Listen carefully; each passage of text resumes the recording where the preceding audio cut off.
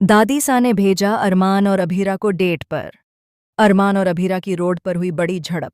मनचले को सिखाया अभीरा ने सबक। जी हाँ दोस्तों, स्टार प्लस के पॉपुलर टीवी शो यह रिश्ता क्या कहलाता है के आने वाले ट्रैक में दर्शकों को मिलने वाला है रोमांस, ड्रामा और एक्शन का जबरदस्त तड़का। कहानी में अब ऐसा मोड़ आने वाला है जो अरमान और अभीरा के रिश्ते की दिशा ही बदल सकता है। एपिसोड की शुरुआत होगी पोदार हाउस में एक हल्की फुल्की बहस से, जहां दादी सा पूरे घरवालों के सामने ऐलान करती हैं कि अरमान और अभीरा को अब अपनी शादीशुदा जिंदगी में थोड़ा वक्त सिर्फ एक दूसरे के साथ बिताना चाहिए। वह कहती हैं, घर की जिम्मेदारियों के बीच तुम दोनों एक दूसरे से दूर होते जा रहे हो। आज तुम दोनों बाहर जाओ डेट पर और अपने रिश्ते को नया मौका दो। सबके सामने ये सुनकर अरमान थोड़े असहज हो जाते हैं, लेकिन अभीरा मुस्कुराकर कहती है, दादी सा, ये जबरदस्ती की डेट अगर हमारे बीच कुछ बदल दे तो हम तैयार हैं। अरमान तुरंत पलटकर कहता है, डेट या ड्रामा दोनों तुम्हारे साथ एक जैसे ही लगते हैं। इस पर घर में सब हंस पड़ते हैं और माहौल हल्का हो जाता है। दादी सा खुद दोनों को आशीर्वाद देती हैं और कहती हैं, जाओ और याद रखना, रिश्ता तब चलता है जब दोनों तरफ से कोशिश होती है। दादी सा की बातों में भावनाएं तो हैं, लेकिन एक डर भी कि कहीं अरमान और अभीरा का रिश्ता टूट न जाए। थोड़ी ही देर में अरमान बाइक निकालता है और अभीरा पीछे बैठ जाती है। दोनों के बीच हल्की फुल्की नोकझोंक होती रहती है, लेकिन चेहरे पर मुस्कान भी है। हवा में उड़ते बालों के बीच एक प्यारा सा पल बनता है। जब अरमान रियर मिरर में देखता है तो अभीरा की हंसी देखकर खुद भी मुस्कुरा उठता है, लेकिन यह खुशी ज्यादा देर टिकती नहीं। अचानक सामने से एक जीप तेज रफ्तार में आती है और अरमान बाइक को बचाते हुए सड़क के किनारे ले जाता है। दोनों का संतुलन बिगड़ते बिगड़ते बचता है। जीप रुकती नहीं बल्कि हॉर्न बजाते हुए आगे निकल जाती है।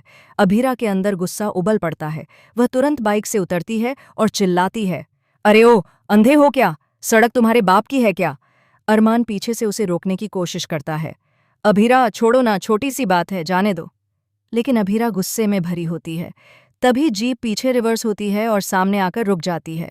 अंदर से 3 मंचले लड़के उतरते हैं, जिनमें से एक कहता है, वाह मैडम, रोड पर इतना गुस्सा, आइए थोड़ा ठंडा करते हैं।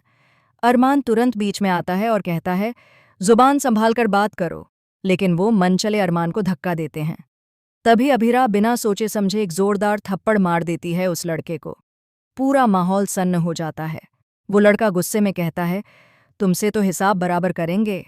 अभीरा कहती है, जिस दिन सड़क पर गलत औरत को रोकने की कोशिश करोगे उस दिन समझ जाओगे कि गलती कहाँ हुई। अरमान उसे खींचकर बाइक पर बैठाता है और वहां से निकल जाता है। रास्ते में दोनों के बीच बहस शुरू हो जाती है। अरमान गुस्से में कहता है, हर बार तुम्हारा यह गुस्सा हमें मुसीबत में डाल देता है। अभीरा जवाब देती है, अगर मैं चुप रहती तो आज वो हमें बीच सड़क पर बेइज्जत कर देते। दोनों के बीच तनाव बढ़ जाता है, लेकिन दोनों के दिल में एक दूसरे के लिए चिंता भी झलकती है। वहीं दूसरी तरफ जीप वाले लड़के अब बदला लेने की सोच रहे हैं। एक कहता है, देखते हैं अब वो लड़की कैसे घर पहुंचती है। यानी कहानी में अब आने वाला है एक और खतरा। रात को अरमान और अभीरा एक छोटे से ढाबे पर रुकते हैं।